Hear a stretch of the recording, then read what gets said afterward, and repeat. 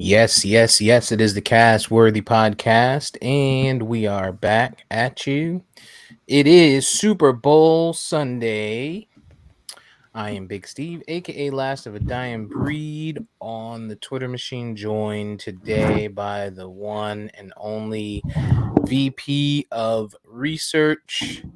We'll call him today Sir Capes a lot because he's got some explaining to do. On what? um EJ the Savage is missing in action this fine day. We don't know where he is. Someone do a wellness check on him, please. Make sure he is good to go and hasn't drowned in some BB dub buns. Oh. What's going on, man? Nothing much, man. Just been chilling, watching the Olympics. Mm. Well, how many golds we got? 6 now, right?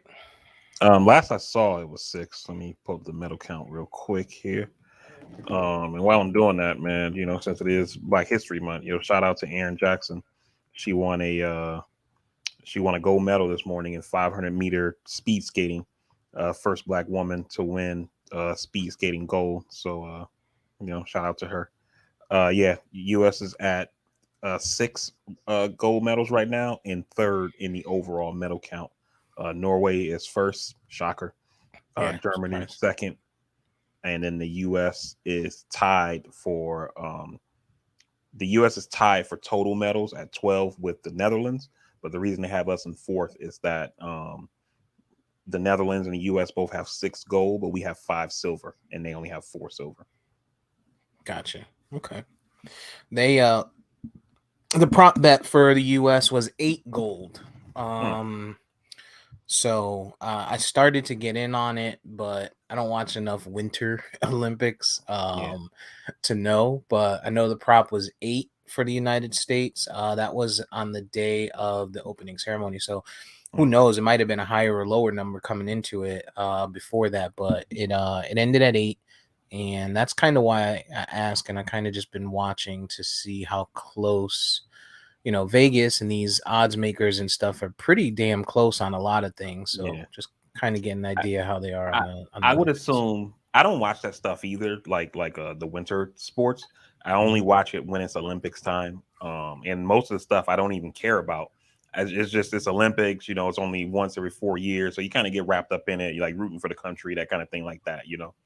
And but I bet that there are probably some sports where like our athletes are expected to win, right? And so one of them would be like for the male figure skating, right? That guy Nathan Chen who won the gold. He's the world number 1. So, you count that as one gold medal. Erin Jackson, the Black woman who won the gold this morning, she's number 1 in the world. So, there go your 2. So there's probably some events where like the U.S. was probably supposed to win, and that probably gets you like 5, 6. And then they say, they'll probably win another 1 or 2. You never know what happens. You know what I mean? And so that's probably how they get 8. I mean, I'm pretty sure it'll probably a little bit more like mathematical than that, like statistically wise. But right. you probably got some shit that they're lock in, and then you just say, you never know. Like a country, like I was watching Skeleton, right? The one where they lay on the fucking sled and go down the track, like the bobsled track or whatever. Yeah. And the Germans won there for the men. The German men won gold and silver in that. And the Germans have never medaled in that. And but they killed it this Olympics, So like if they were doing odds saying, oh well, Germany's gonna win, 10 gold, they probably say, okay, we got them in a lock for 10 because they dominate here. And then you never know, they might get 1 or 2 more, unexpected goals, and that's how we got 12. You know what I mean? Right. Yeah. So. Yeah. I it's weird. I don't watch those sports outside of the Olympics, but I'll turn them on the Olympics if it's something I want to watch. Yeah. And it's same thing like X Games too. Like when the X Games are on, it's something about it. It just makes me want to fucking watch it. I think it's the snow. I think it's just the snow. Yeah, for the Olympics, man, for me, like the only thing I really, really care about watching is I like watching the Super G, that one where they go down that hill going like fucking 70 miles an hour on the skis, and like be going through the little flag joints or whatever. Yeah. I like watching that, and I like watching the snowboarding, the men and women snowboard, or not snowboarding, the like the half pipe. The half pipes, yeah. Yeah, I like watching that. Like other than that, I don't really care for any of it, really. I watch the figure skating. My wife loves that shit, and so we usually watch it together because they usually put that in prime time. And then in the curling, like I said last week on the pod with EJ, man, like I fucks with curling, yo. Like I don't know, it's like the first time I saw it was like the 2010 Olympics. And it was like one, like, you know, you had a TV on and some shit just comes on that you just had it on. And I'm like, what the fuck is this? And I'm seeing them like sweeping the broom and going crazy, like sweep, you know. And I'm like, how the fuck are these out of shape ass people at the Olympics, you know? Right. And like ever since then, yo, that's just that I watch that shit like every Olympics, yo, fucking curling. Curling is cold, yo. Like same shit. I never heard of it.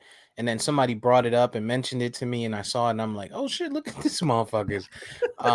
It's just a matter of time, dog. Pretty soon, I'm sure at the regular Olympics, we're gonna probably see cornhole. You know what I'm saying? Bunch of beer drinking rednecks out there, like it's gonna be crazy.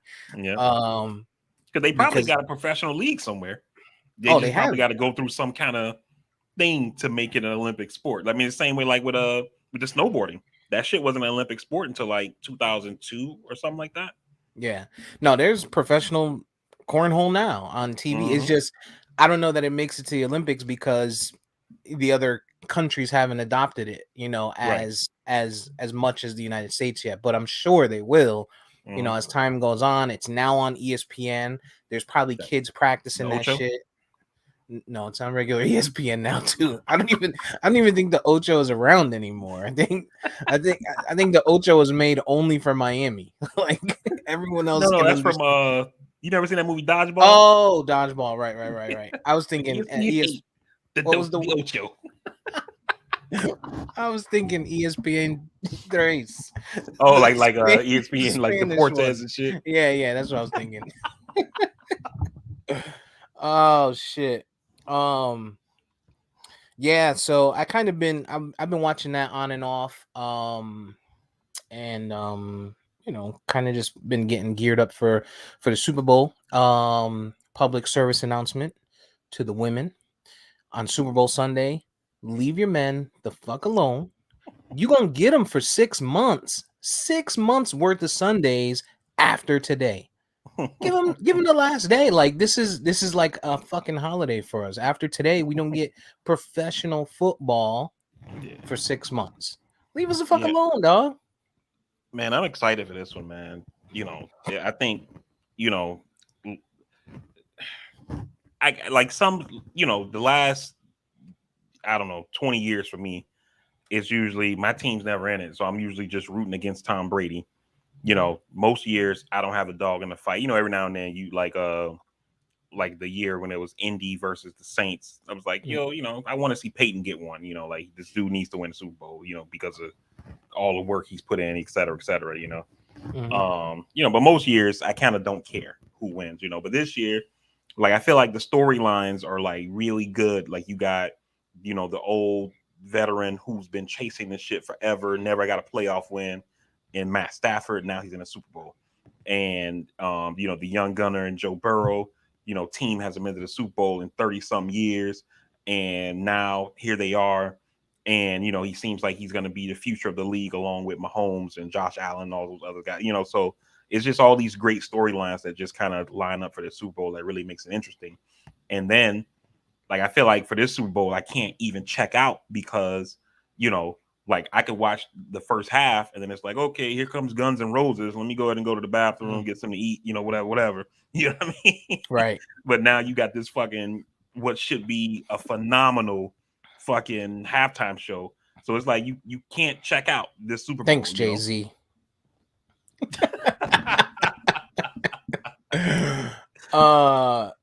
Yeah, man, I'm with you on it. I think, this Super Bowl is great because you have the Staffords, not only Stafford, right? You have the Odell story where, he got ran out of New York, rightfully so, played like shit. New York media does that to people. They highlighted his bad. They didn't highlight any of his goods really, except for the one catch. Goes to Cleveland, gets kind of the shit end of the deal because they're trying to make it all about Baker Mayfield, the white Mhm. quarterback, right? Doesn't catch, I think he catches 3 touchdowns in 2 years over there, if that. Goes over to the Rams, and now he's the number two guy. Granted, Robert Woods is hurt and stuff, but you got Odell there, you got Stafford, to your point, um, and what's 99? Fuck, I can't Aaron Donald. remember. Aaron Donald, right? So I want to see those guys win, but then you got the Bengals, Cinderella. You got this kid, Joey Burrow. Everybody's like, oh, look at after he wins the championship, they're like, oh, look at him smoking a cigar. He's gonna be shit in the NFL. He's gonna be the next Manziel. He's not taking it serious, right? Comes in, starts off hot last year, gets hurt, blows his leg out. They're like, man, he may not even play all next season. Hmm. Makes it back, right? Talks to his team listens to him. They draft his wide receiver best friend, from college, and Jamar Chase. Yeah. And here they are, right? And Joe Mixon, who sat through it all, like, damn, dog, I'm a running back on a shitty team. It could have been another Barry Sanders type situation. He just came in as like, hey, these young kids are balling. We about it this year. And Yeah. here they are. So you got two sides of the fence, and to your point, right? Usually at halftime, if I'm home, I watch the Puppy Bowl. I go I Yeah. go to I go to Animal Planet, and I watch the Puppy Bowl. But this year I'm excited. I am excited to see this halftime show. Who do you think comes out first? For the halftime show, Who's performing first? I think if I have to go based on who's there, I think you got to bring Kendrick out first because it's like Kendrick. he's kind of the rookie of the group basically. Everybody else are like old school veteran like legends basically. You know what I mean? Mm, And he probably is gonna be that in his own right, but he ain't there yet. You know what I mean? So I think you bring out Kendrick first. Kendrick first. Okay. Do you think he starts the show, or do you think he's just the first act? Like they all come out and then he's like, I guess he's the first act. I I'm thinking in my mind because I'm like, with Kendrick, if it was just like Kendrick, Dre, and Snoop, like I can see how you put that whole thing together like as a show. Mm-hmm. But besides those three, you got a R&B singer, which Mary she could sing hooks or whatever, right? Plus her own music, and then you got Eminem, who's kind of like not really this in the same like genre as the others. And so I would imagine it's like you start off with Kendrick and then maybe you switch into like, some Eminem, you kind of just switching into the different artists. And I mean, they've known for, months that they're going to do this Super Bowl. So I imagine they probably have already did like a collab of like mixing up, Tracks. one of their well-known tracks from each, making it like one song, or Mm-hmm. maybe they've done something new where it's a collab or something. You know what I mean? Because I mean, they only have 15, 20 minutes. So Yeah, unless they extend it for some reason, which I know it's tough because the team starts to cool off, and a mhm, lot of players have said that coming out after Super Bowl halftime is always tough. yeah. Um, if you had to choose one song, if you were betting, what do you think the first song that you hear would be? Shit. I'm trying to think of Kendrick. I've only really listened to Kendrick stuff that's on the radio. I haven't really heard a whole Kendrick album. I don't know, man. That's kind of tough for me when we're not knowing his music like that. Got you. I don't know. I think they're gonna sprinkle. It makes sense for Kendrick to be first because he's young and whatever. He's popping right now. But I think you have to start. You have to start with Snoop. Like to me, like Snoop, you have to start with him. Maybe you also end with him somehow, right? You bring it all together at the end. But I think you have to start with Snoop and probably Dre. And if I had to if I had to guess, like if I was betting on the first song, I would say probably Still Dre, because of the beat. You know what I'm saying? Is that the one that started? I can't like I know the song, but I'm thinking, is that the one that started with like doo, doo, doo, It's the doo, keys, doo, yeah. doo, doo? Starts with the Okay, yeah. keys, yeah. I can see them starting with that because that'll probably get the crowd like going Right, crazy. You know, like right. it kind of like sets the tone. You know what I mean? Yeah. Like that's what I expect. That's what I envision as it starting with that. And then kind of going into whatever they do from there. But like I envision that track being so historical. Like when you hear that, you know, the intro for that track, you hear the keys for that track, it's California. Like it's Yeah, Snoop, it's Dre. Like it makes you think of these guys, you know, probably almost more than any other track. There's others, of course, but you know, that's probably the most noticeable one known around the world as well. But I'm excited. I'm excited to see it. It's gonna be interesting to see how they tie in Mary aside from the hooks, you know, because it's just weird to see Mary thrown in there to me. yeah. Even when I saw the commercial, you know, when they first aired the promo for it, and you know, I'm seeing Eminem. I'm like, okay, you know, and then they switched to I don't know if it was Dre or Snoop who came second. I'm like, okay, okay, you know, and then when they showed the car driving down the road, and then Mary picks up, I'm like what? Yeah, where did she like come from? like that seemed kind of like out there, you know what I mean? Like I mean Mary's a legend, you know, I don't have a problem with her performing, but she kind of is like the odd person out, especially given that she's a singer, you know. Hmm. So it's going to be interesting to see how I mean, these guys are, you know, they got, you know, and one, Dre is a phenomenal producer, you know what I mean? Hmm. And then whoever are like the producers that actually work to put this stuff together. So it's not like they're lacking for talent and how to make it work. It's kind of like when we watch a like an Avengers movie, right? You're like, man, they got all these people in the same movie. Like, how it's gonna work? And then it comes out like, oh man, that shit was phenomenal. You know what Right, I mean? Like, right. like I actually remember when the first Avengers came out. You're actually one of the first people I heard from about the movie, and you literally said in the group text like, "Yo, it didn't seem like people were starving for screen time. Like, it's everything seemed right and not, you know, shit like that." So I was like, okay, you know, so I imagine like having this level of talent, people who are producers, whether the artists themselves as well as the background people who we'll never hear from or hear of, they're going to be able to put together a good show, you know? Yeah, I think so, man. I think it's crazy because when you sit down and think about it, they could all have their own halftime show. Right. Like M could do his own halftime show. Dre, of course, you know, could do it because he's got production for so many people in addition to the tracks that he's on. Snoop is Snoop. Mary is legendary, right? And Mm-hmm. and Kendrick has tracks too. So they could all have their own. So it's going to be interesting seeing them play it together.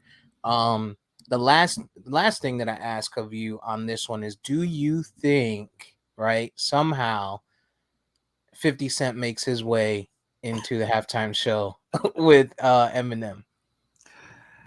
Man, that one that's tough. I'm gonna say no, only because we're always waiting for like the cameo in the halftime show. There's usually always one of somebody who Hmm. wasn't necessarily like on the top billing, but they come out and do a track or something like that. But I mean, you got five people performing already, you know, and you know, we're talking about all these legends basically, and I'm not really sure we need a cameo, you know, Right. from another artist. So I'm gonna say no. Yeah, it's hard for me to think of it like that. I just because, to me 50 and M go together. Mhm. But and of course, you got he put Mary on, with Power, which by the way, she is horrendous still. Like we're 2 seasons through and she hasn't gotten any better. It's like she's not practicing. Like just stop, kill her off already. Kill her off, or do her like Aunt Viv. Get the light skin version, Aunt Yeah. Viv in there or something. Because Method Man she's makes it look easy, man, but he puts the work in. right. Meth is and that's the thing. He's like the balance. You got her who she's just absolutely trash, terrible. Um, Meth does. I think Meth does a good job. Have you caught up on it on No, Ghost? Okay, so Met does a good job, and then I like the dude that plays Kane. Also, I think he does a really good job. He was in, and I didn't realize he was in. Damn it, he was in something that I just watched recently as well. I finally got to it on Netflix with oh, the Black Western. Uh, Harder They Fall. yes, finally got to it, and he was in that. And I was like, oh shit, look at this. Yeah, he does a good job. I like him in that. But yeah, so I think it's gonna be a good game. I think it's gonna be a good game. I want to do some prop bets, man. I haven't really pulled too many up. You know, they do the Gatorade, they Yeah. do the heads or tails. They do all types of stuff. Like they usually do. Who's doing the national anthem? Do you know off the top of your head? I'm not sure. Let me check real quick while you're talking. Yeah, so they usually do that. They usually do the national anthem. Do you think they're gonna wear, if it's a woman, which usually it is, white dress or blue dress or red dress? Do you think they're gonna wear dress or a shirt, open shirt, whatever that looks like? Is there gonna be cleavage? I think they did one year. Like, oh wow, dog, they like the prop bets go deep now. And it's gonna be good to look at some of those. I'm gonna definitely get some of it those in. is. The person who's doing it is Grammy Award nominated country music artist Mickey Guyton. Great. Don't need to be there for that. Yeah, I don't know who that is. I have no It said reason country music, so I assume she's white. Yeah, you know what they say when you assume, right? Yeah, I can't do it, man. But I'm excited, man. I'm excited for this Super Bowl. I think it's gonna be a good show. This wing shortage is crazy. The inflation on chicken is just out of control. Your boy Joe got us what you guys say is good, but shit. Inflation is good to a degree. They couldn't increase the price on Brussels sprouts like they had to target black people. Like, chicken is out of control right now.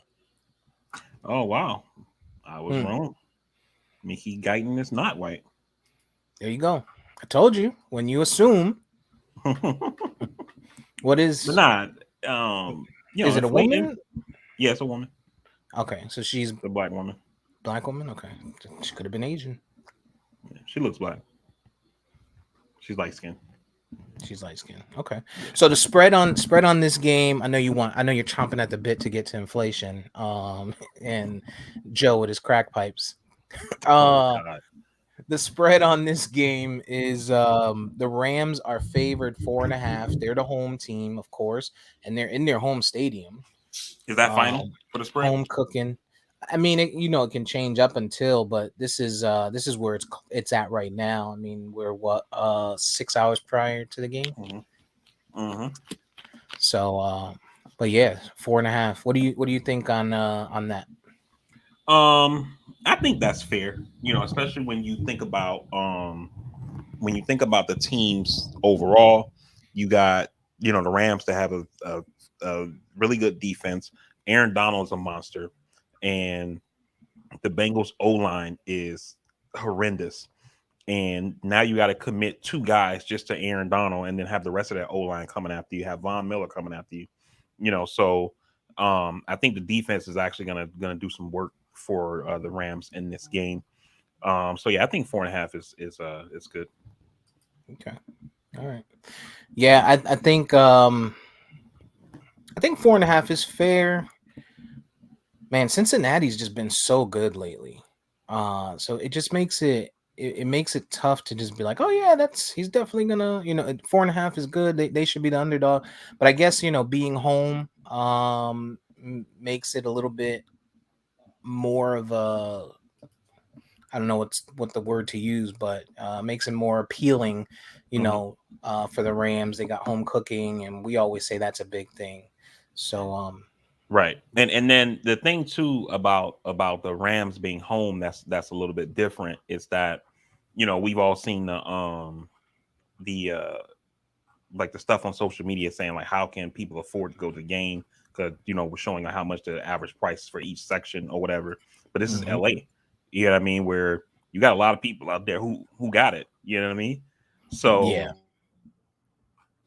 so they probably can expect to see a lot of their home fans at this game, um so they're gonna have that playing in their own building, playing in front of mostly probably their fans, um going up against a shitty O line. Plus they got experience. Some of the players who was in that last Super Bowl when they went with Jared Goff and Todd Gurley are still on that team. They still got the same coach, and even though they lost, they can come in and say, as a coach, this is where I fucked up. I should have done this. It's that, so that's gonna help, going against a first time head coach in his first time Super Bowl, playing with essentially a rookie quarterback and shit like that. That experience is gonna help McVay and the Rams a lot. So I think that they should be listed as the favorite just based on the status of each team. But when you look at the history too, I think that they also should be a favorite. And real quick before you jump on that about the cost of tickets, I don't know if you saw that thing I posted in the chat where somebody put on Twitter. It was like all these Bengals fans bitching about how much Super Bowl tickets cost, like they ain't have 33 years to save up. I was like, yo. Yeah. I mean, for the Bengals, and then with the Rams, I guess it's LA, so there's money in LA. And the stars are going to pay, and you got that, right? You got that aspect of it.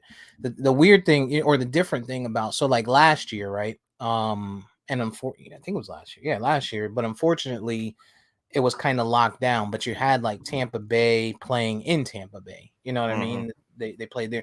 So you have lifelong fans, had it been open to the public, people would pay those wild numbers. Right. But the Rams, remember, they spent most of their time in St. Louis. So they've only been in LA now for a few years. So I don't know that they have those lifers that are going to pay, even. But no, remember the Rams were in LA and then they moved to St. Louis. Gotcha. And so then they moved back to LA. Yeah, it's expensive though. It's expensive. You're talking about damn near 6,000 just to get in the building. Right. like that's crazy. I'm good. I mean, yeah, I don't know if I could do that. I'm a Cowboys fan, man, but I don't know if I could do that. Right. I saw on Twitter, Jim Irsay, the Colts owner, because all the players and the owners, they all get tickets, and Jim Irsay put on his Twitter that the tickets that he had gave away to somebody got returned to him, and so he was going to give them away to somebody. He was like, he basically was saying like, tweet at me something like why you should get them, and he was going to decide from like his Twitter. So I don't know who he ended up giving them to or whatever, but he basically gave away 4 tickets. Nice. That's Colts, you said, right, Irsay? Yeah, the Colts owner. Yeah, he seems like a pretty down to earth guy, man. Interesting to see. So yeah, I look forward to it. You got your game day snacks and stuff planned out? I don't know, honestly. I mean, I don't. you leave that to the missus? Yeah, because with me being handicapped, I don't go to the store. I can't even tell you the last time I've been inside a grocery store. It's been years. You still make a list. I guess. But see, this is the thing, right? I can say what I want on the list, but I'm not supposed to have certain stuff like because of stuff with my health or whatever. Gotcha. So, I'll say I want something and she'll be like, okay, and then she'll tell me like, oh, they didn't have that, And so I'm like, all right. I mean, it's not like I can be like, I'm gonna go out and get it myself then. Right. Right. Oh, they ran out of corn chips. Okay. But I got you this yogurt. Right. I got you this non-fat yogurt. It's a great snack. Fuck out of here. So that's part of the issue with me is like I can say I want something, but and she always gonna say yeah, but then it's like do I actually get it? Yeah. Just tell me you forgot. I'd rather that lie. I'd rather that than they didn't have it. Yeah, I don't know what's on the docket. I'm hopefully, get some chips and, buffalo dip and the regular, the normal shit. Yeah. And just relax, man. I got some chicken thighs because the Hmm. wing shortage is fucking real out here. Yeah. Um, so I got some thighs, probably, buffalo those up real quick and make some goodness. Make some goodness. Um, yeah. So what do we got going on, man? This let's make our pick though. Who you got? I'm gonna go with the Rams. I'm gonna go with the Ram. Rams, man. But that fucking Cincinnati is, it seems like they always find a way. I just don't think it's gonna happen this time, And I don't think like they get shut out or just completely shut down or anything like that. But I think that the defensive front, the amount of pressure that the Rams can put on quarterbacks with how terrible Cincinnati's O line is, I think that's going to be a problem for the Bengals. And yeah, it's easy to be like, oh well, he was sacked 9 times in that Buffalo game, and they still won it. And it's like, yeah, but like this, Cooper it's the Cup Rams we're wasn't on talking the about. other. Yeah, Cooper Cup wasn't on the other side, and Exactly. I think So they just can't pin their ears back. Like the Rams got to be careful because there's a running game, right? Joe yeah, Mixon, like if you pin your ears back and you try to blitz on the outside, he can run up the middle and vice versa. So they have that. They have Jamar Chase, who Ramsey's gonna have a hard day. It's not gonna be easy for him. Sure, he's a rookie, but this kid is different. He's yeah, been hot all, and the big thing that you brought up that a lot of people have said. I can't remember who it was that you quoted, but these kids don't know what they don't know, so they don't know losing. You know what I'm yeah, saying? They don't lose. They've never really lost. When it comes to these big games, at least together. They don't know that pain, and they're not supposed to be here, right? If you ask anybody at the beginning of the season, the Bengals, they're not supposed to be here. You know what right. I'm saying? So for them, they go out there and they're gonna have fun, and they have a long career ahead of them, right? For Hmm. Stafford, this is almost do or die. Like, he's been in the league for a long time. I think he's 34 years old, and you talk about, all right, I'm in the Super Bowl. Can I continue to play at this high level? Not everybody's Tom Brady. Not everybody's Right. Peyton Manning. As you get older, you're going to start to regress. And you just don't know if you're going to you may not have Von Miller next year. Your defense may not be as good as they are. Your offense may not be as good as they are. Hmm. So yeah, so it's these kids, they have a long career ahead of them. So if they don't win, great, they're okay. But if they do win, they got it out the way. And now it's like, all right, fuck it, I got one. Let's go get 2 or 3 or 4. Right. And the Bengals, they got money, they got young players, and they can only get better. Right. So it's scary if they do win this one for the AFC.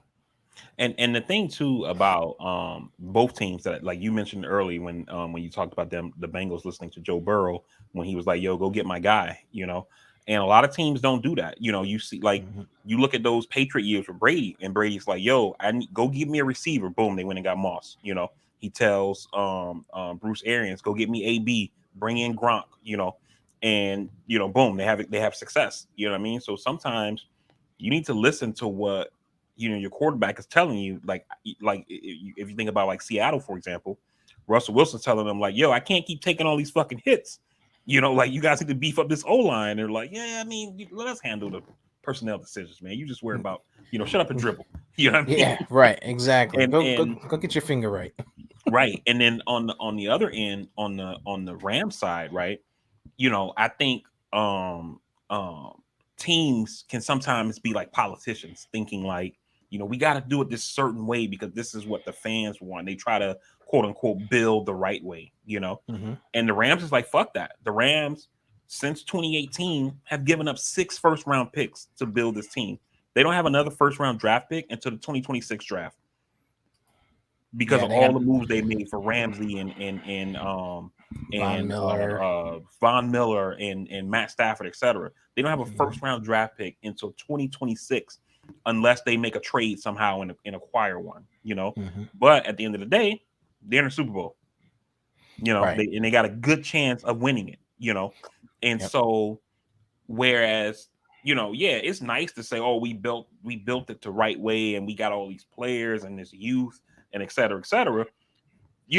Fans don't give if the Rams win tonight, people aren't going to be like, man, I wish we had just drafted all of these guys instead of Right. trading for them. People are going to be like, yo, we won a fucking Super Bowl. Like, that's all they Mhm. care about. Yeah.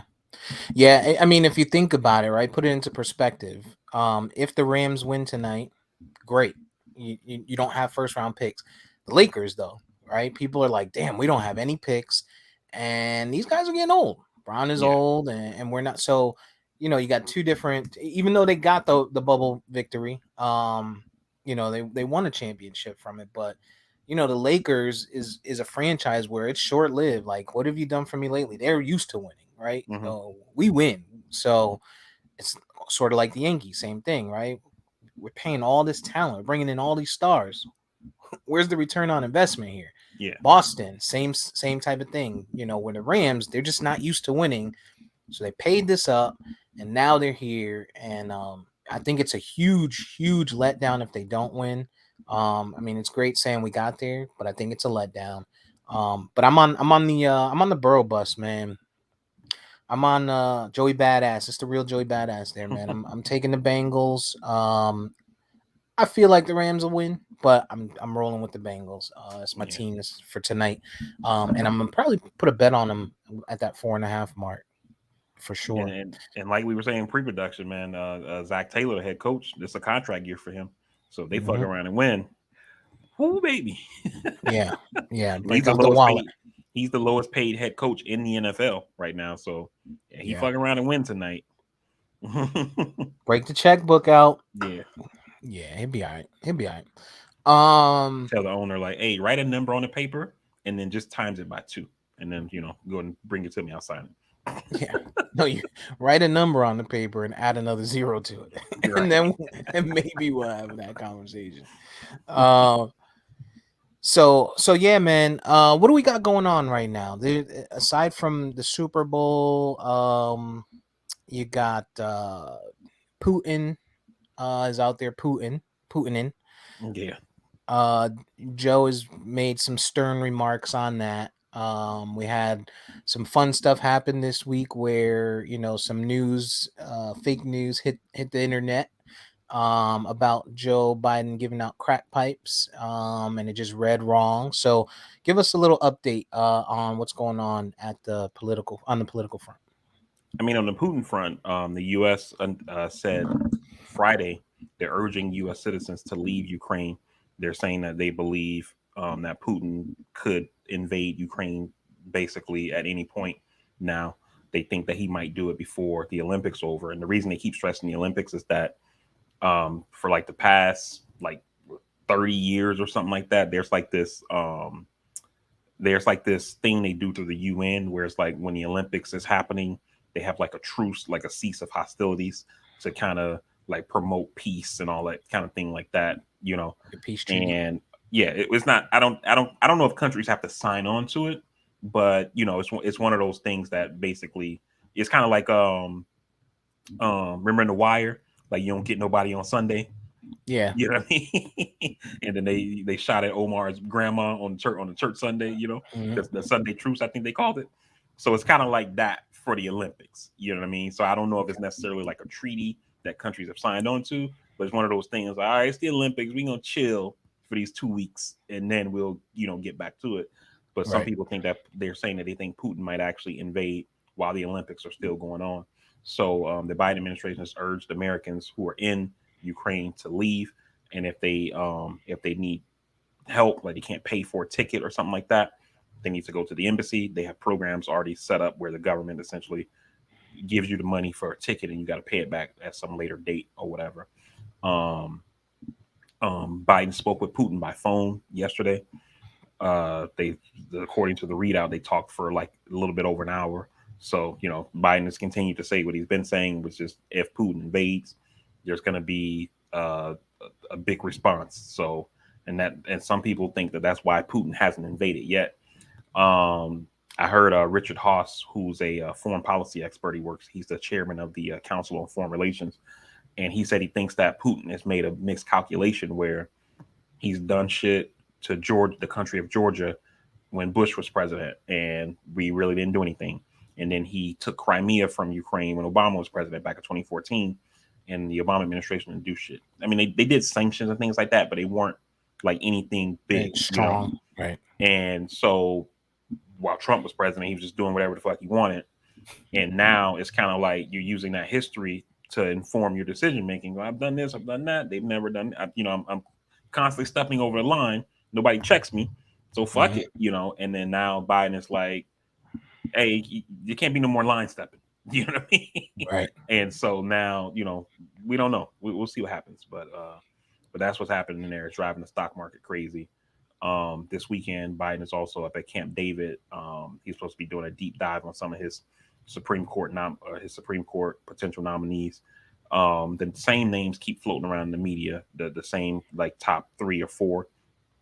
The White House put out this. They did like one of these they did a leak where it was basically like they put this information out there, which I think is bullshit in my opinion, just from like what I know of watching politics. And they've said like one of the people that they're looking at is this woman named Melissa Murray. She's a law professor from NYU. And I'm like, it's no way they're looking at her, because if they were seriously looking at her, she wouldn't still be appearing on MSNBC talking about current legal issues. They would not let her be on TV if she was somebody who's under serious consideration, because she could fuck around and say something that's going to come back and bite her in the ass at the hearings. You know what I mean? Right. So that's why I was like, it's no way they're looking. They probably are looking at her just because there's not a lot of. Now, I'm not saying that there aren't Black qualified women, but for the people who have to have like the kind of like history, the kind of background you would need to get to the Supreme Court, no, it's limited, and we know why, but so I don't think that she's somebody they're actually looking at or whatever. So I think it's still the main 3 from the beginning, and we'll see what happens with that. I'm interested in seeing if Putin does kind of try and force Joe's hand and just kind of see, well, I've been doing this. Let me poke at the bear and see if the bear is going to react. Because that's going to put him in a difficult situation. There's a lot of ramifications that come from that. We've already seen the market fluctuation and how it can only get worse from there. And we always talk about people being uninformed and people not understanding what's truly going on, right? So all people are going to see is market dropping, right? They're a little bit of money that they might have put away and felt like, well, I'm quitting my job. You know what I'm saying? I know how to play the market. I'm quitting my job, because of what they did in 2020, right? There was lots of gains. Oil always gets impacted no matter what, right? So probably see gas prices increase, see a lot of stuff. Then you're going to see the news outlets, the real news putting certain things out, and you're going to have, to your point, fake news people putting stuff out, and made up stories and trying to spin it to say, hey, look at this guy being a bully. The Democrats always said, Trump was going to be the guy to start all the trouble, and now look at us, right? Yeah. So that's the kind of shit that you expect to see if Biden reacts, but at the same token, he can't not react, right? Because if he doesn't, it's gonna be like, you just made this big fucking media outlash for the last 2 weeks saying, hey, if you do this, I'm gonna make this happen. Like, it's gonna get nasty for you. It's like telling your kids, hey, don't touch it, don't touch it, don't touch it, and then they touch it and they don't do shit. You know what I'm saying? So it's gonna be interesting to see how this plays out. And that's what happened to Obama and when everything started popping off in Syria. Obama was like, they're having a civil war there. We can't involve ourselves in that kind of thing. But then he made it clear that his red line, he literally used the word red line. His red line would be if they started seeing Syria using weapons of mass destruction, so like chemical weapons, things like that, because they don't have nukes. So for them, weapons of mass destruction would be like chemical warfare, chemical or biological warfare. And then they did. And the United States was getting ready to intervene over there. And then they said that, okay, we'll give up our chemical weapons program. And Obama looked at it like, okay, we were about to do something, but now they're going to give up all these chemical weapons. So, he kind of looked at it like a greater good. Like we could go over there and start bombing shit, doing whatever. It's going to cost lives, etc. But on the other end, we've done diplomacy and got them to give up the chemical weapons program. The problem is that they lied and they did give up chemical weapons. They didn't give up all of them, Right. and then it made Obama look stupid, because you set this red line, they crossed it, and then you didn't do anything, Mhm. and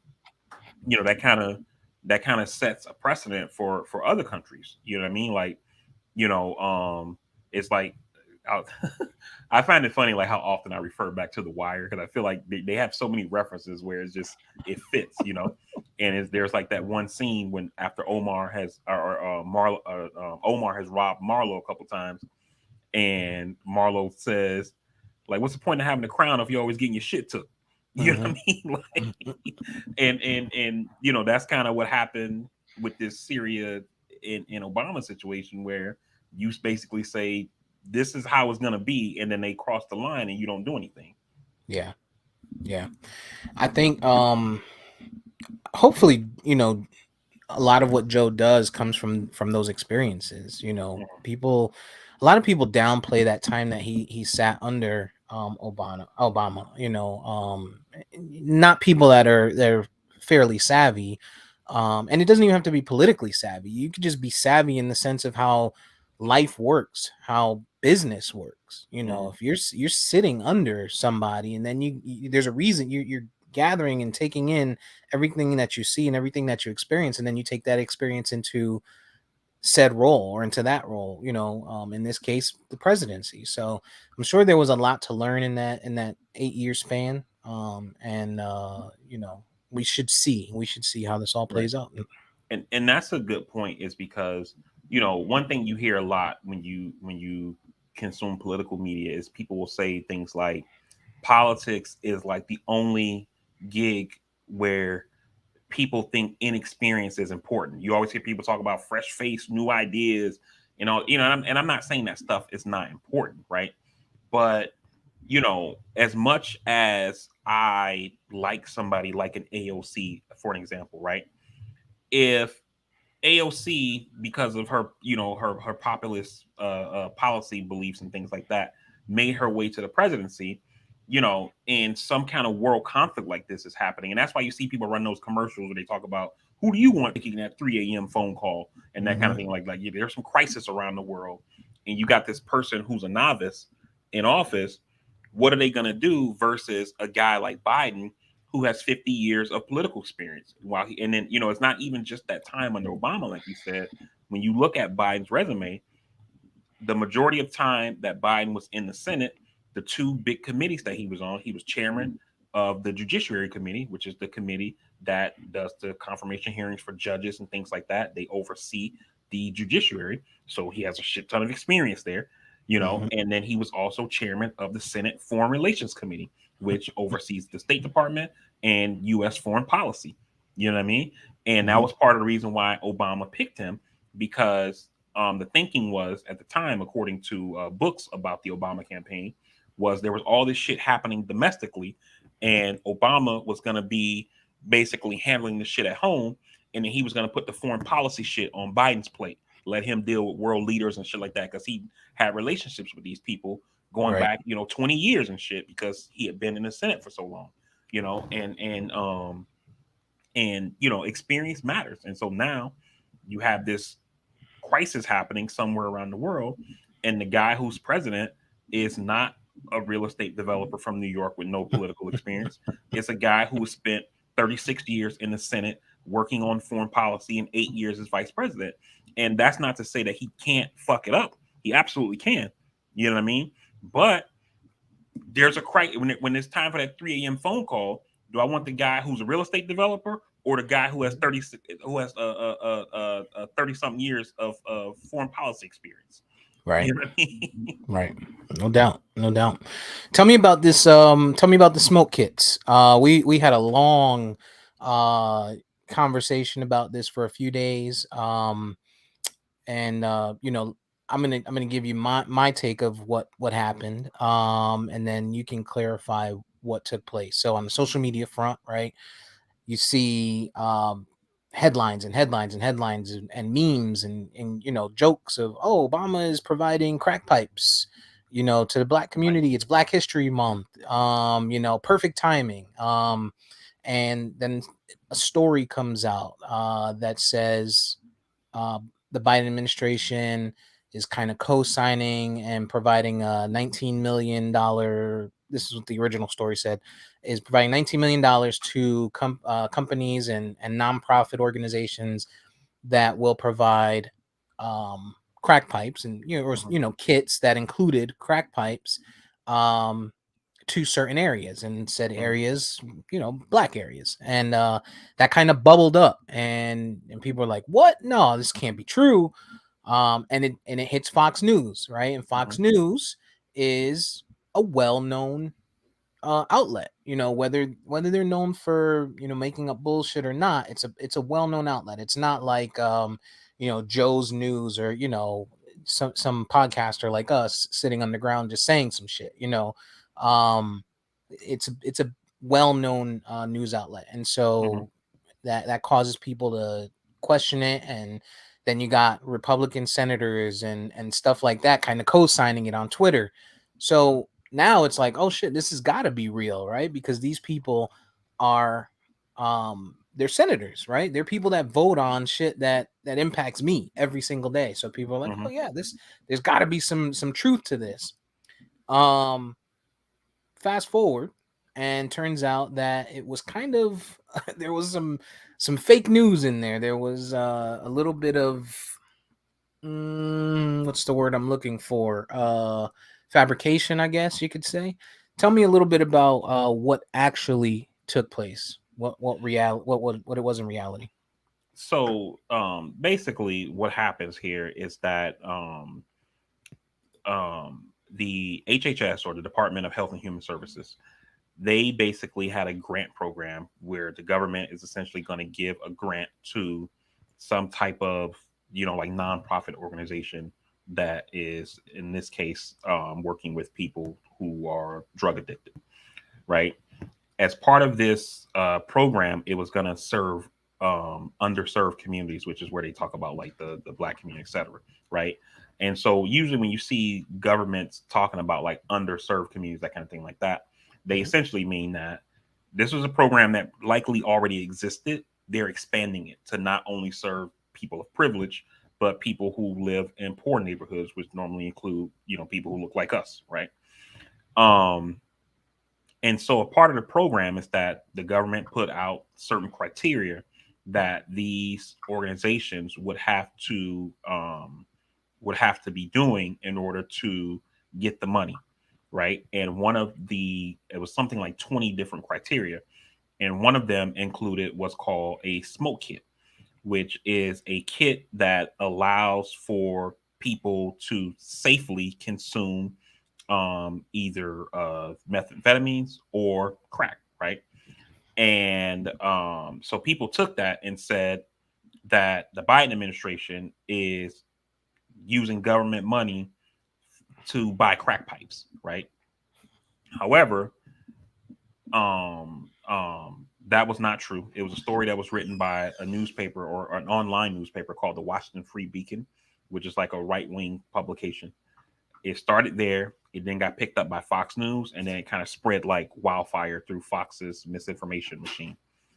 So essentially, the smoke kit thing is a part of this thing. However, the smoke kits that'll be provided through this government program won't allow for them to use any kind of, devices for smoking meth or crack or anything like that. It's things like mouth guards and things to prevent infection and those kind of things like that come from consuming drugs or whatever. So that's basically what happened here, is that it was a bullshit story that got over exaggerated, and then it spread through Fox News, which is essentially a misinformation factory, along with online, which you can just post anything with no filter, etc. And then these things get out there and then kind of just they have a life of their own. It's like that old saying, a lie can run halfway around the world before the truth gets its pants on. You know. I don't agree with these smoke kits. I know Mhm. you've kind of spent the better half of the week explaining what the thought pattern behind them are. Individuals sharing needles, and I saw the article about, what was it, Indiana?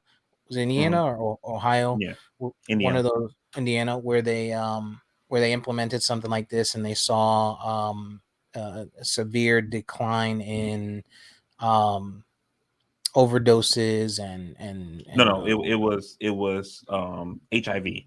So HIV. basically, medical officials, they saw in this one county in Indiana that they were seeing a spike in HIV cases, and when they look at the data, it was people who use drugs, and so um, they talked to the governor at the time, which was Mike Pence when he was governor of Indiana, and said, this is back in 2014, and said we need to implement a state-run needle exchange program. People are using drugs. Let's give them a safer way to do it to prevent the spread of HIV. Mike Pence said no, he's not doing that. And then they end up having a HIV outbreak in Indiana because of this. Yes, it was amongst the drug using community. However, it doesn't stay there, right? Those people are interacting with the regular population of Indiana as well. You know what I God mean? word choice. Yeah, that wasn't a good word choice, but with the non-drug using population, let's call them. And so you can end up having this thing spread, and then it gets worse and worse and worse, and then the federal government gets involved, and the CDC goes to Indiana, and they're telling Mike Pence, like, governor, you got to do this shit, like, it's gonna get worse. And then after some time he relents, and then puts together the needle exchange program, and to your point, or the point that I think that you're gonna make based on conversations that we've had offline, nobody wants to see their tax dollars going to drug use. Like, I'm riding down the road and I hit a speed bump, and I'm like, man, they could have, instead of having this hole in the road that took out my goddamn axle, they're doing needles or smoke kits and shit like that. But people who study these kind of things, they can tell you better than I how much of an impact that something like this has on the overall system. And just off the top of my head, I can say, you know, if you think about the last 2+ years, or about 2 years, I would say, that we've been dealing with this pandemic, every time there's a spike in cases, we see hospitals get overcrowded. I mean, health workers haven't had a break, you know what I mean? And so, could you imagine if everything that we're doing now that's happening COVID wise was then made worse by some kind of outbreak of something that started in the drug using community and then spread to the non-drug using population, that just overwhelmed the hospitals even more? You know what I mean? And so, from a public health standpoint, this is kind of the thought pattern behind that: is let's head this thing off at the pass. You know what I mean? Gotcha. Yeah, I mean, I get what they're, how they're justifying it, right? But a lot of times when you justify something, it's just not always the right thing in everyone's minds.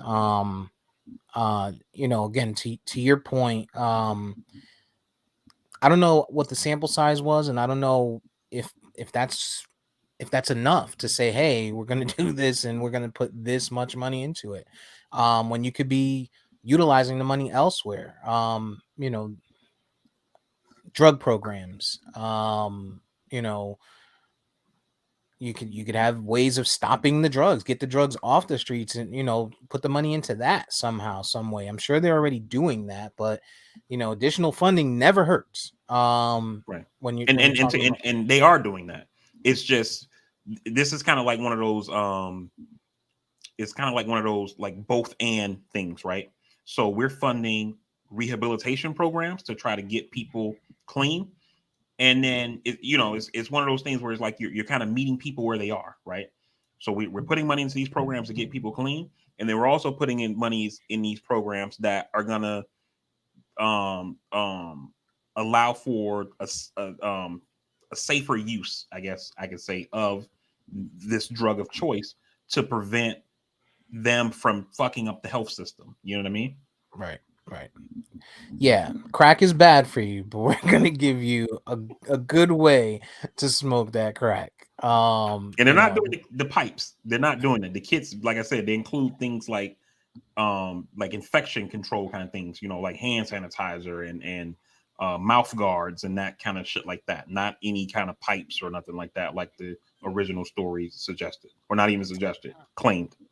Yeah, I saw that, and I saw that you know, 3 days later, which was one of my biggest gripes, is this thing is making headway and it's gaining steam like a hurricane. In 2-3 hours of just it being on social media and getting around, and you got everybody kind of saying, "Yo, what the fuck." Mm-hmm. And the administration waits 3 days to finally make a statement. And I saw in that statement where it was addressed, and what was in the kits, to your point, is sanitizer, rubber mouth guards, for when they use the pipes. Don't burn your lips. Like, it's crazy to me. It's crazy. There were syringes. They were talking about syringes being in there, so not pipes, but syringes, right? Which is the needles that you're shooting up with. So I mean, I get it, but it took them 3 days to kind of come out and say, "Oh yeah, we're not doing crack pipes. We'll give them needles, but not crack pipes." I mean, we don't want them to smoke it, but if they're gonna shoot it, let them shoot it clean. You got to think of it. I think of it from a family member who has and someone who has an addiction in their family, right? And now, let's say I voted this administration in, and I'm trying to get my son or my daughter or my aunt or my sister or whoever off of this drug, and the administration is now saying, try this, keep doing it. It's safer this way, though. you know it's not going to stop overdosing. It's not going to stop crime in any way. You're talking about just trying to minimize the financial strain on the government when people go into the hospital because of this, when they're hospitalized due to HIV, or having to provide medical service for those types of things. And it almost seems selfish if I'm that type of person, I have a family member that's being impacted that way. No, and I hear you, and I think sometimes what happened, or not even sometimes, a lot of the times, what's happening is with policies like this, I think that these policies are kind of set up in a way where the rollout of them are for people like me, right? Where I consume a lot of information, a lot of political news and things like that. And so even like when you first posted this thing in our chat, I hadn't even read the story. I hadn't even heard of this at this point until you posted that thing in the chat. And I immediately was like, well, I can think of multiple reasons why they would do this. And then, boom, boom, boom, boom, boom. And then I start Googling and reading the story. We start having our back and forth, whatever, right? But that's, for me, somebody who consumes this kind of information, daily, you know what I mean?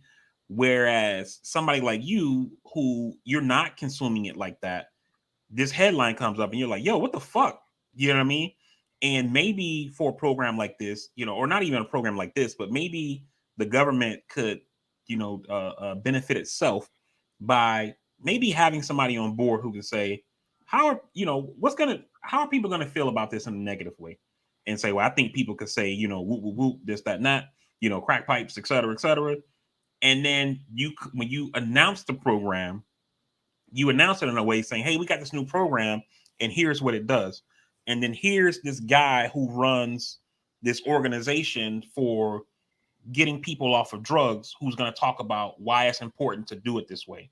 And then here's this man or this woman who had a family member, to your point, that was impacted by this, who can get up and say, had something like this been here for my person, for my loved one, it could have prevented whatever happened to them, and so I'm glad that the administration is doing this because of X, Y, and Z. And then you kind of message it that way instead of, you sign an order and boom, that order goes out. And then it just allows somebody to read into it and put whatever they want to put on top of it to make it look worse than it is. And then you have this whole blow up like you had this week, where now you've spent 3 days pushing back against misinformation. And now, for even for you who were like, this is bullshit, da. You understand the truth of it, but this shit was still kind of out there. That's 3 days wasted, where you could have been talking about other shit. You know what I mean? Yeah.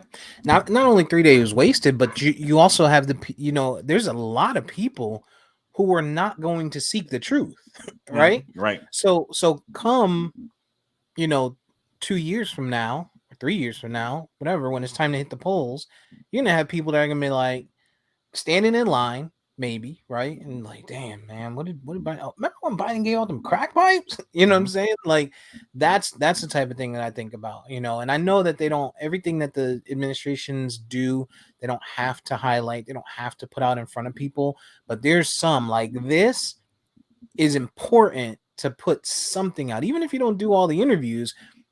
Put something out, because otherwise it looks like you're sneaking it out. Nobody heard of it. And then when you did hear of it, all you heard was negative. You didn't hear any positive. You didn't hear, White House, announces that they're doing XXYZ. And then Fox News takes that story and flips it versus them being the one who broke the story of the crack pipes. You know what I mean? And it's not going to be in 2024. It's already happening. Right? Marco Rubio, who's our senator here in Florida, he's running for re-election this year. He's been all over this shit. He's one of the senators who's been like, this is bullshit, and he's putting out all these statements.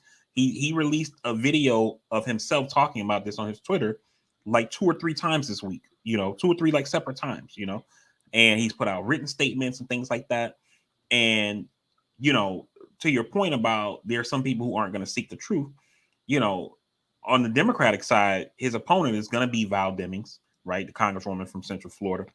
She hasn't won the nomination yet, but it's going to be her. This woman was a Orlando police officer for 27 years, ended up becoming chief of police before she went to Congress. And Marco Rubio is running on a platform that she's for defunding the police and she hates cops. And he's just adding this on. This is what's going to happen if you elect a Democrat. Val Demings is going to be giving out your tax dollars for crack pipes. You know what I mean? And he knows that that's bullshit, but he's going to keep on doing it. And part of the problem, like this, I like Joe, right? I voted for him. I like him. But I think this is part of the problem of him not holding grudges. And, he talks about his faith all the time and forgiveness and that kind of thing like that. And I think this is a problem when you like live like that, I guess I should say, because, this summer, something's going to happen in Florida, the hurricane or something, right? And you're going to have people come together. Biden's going to come take a trip down here. And when he gets off of Air Force One, when you see him walking down the steps, he's going to be walking down the steps with Rubio, showing, hey, your president is here with your senators, with him and Rick Scott and DeSantis. We're here for the people and all this kind of shit. We got to come together kind of thing. Whereas if I was president, okay, I'm going to help Florida. I'm the president. I'm the president of all the people, right? But you ain't going to get no shine off of it. Right. Hey, VP, how come you didn't bring Rubio with you? You remember that motherfucker put out that video about crack pipes? Miss me, dog. Like, you know what I mean? But Biden ain't going to do that kind of shit. And I think that that's a mistake. Sometimes I like sometimes that, especially given who the last guy was, I like sometimes when the president rises above and kind of, tries to be better. You know what I mean? But there's sometimes where like some shit just has to be unacceptable. You know what I mean? Mm-hmm. And I feel like something like this is one of them, If it comes to that, if something happens in the future. But they're running on that shit already. Yeah. It's an interesting week in politics, man. I want to see how I'm really interested in seeing how this Putin thing plays out. I was reading an article that said something like they expect at the beginning or middle of this week for him to invade. So or to This attack. week So with the Putin thing, Steve, I actually found myself like feeling bad, like about myself over this shit.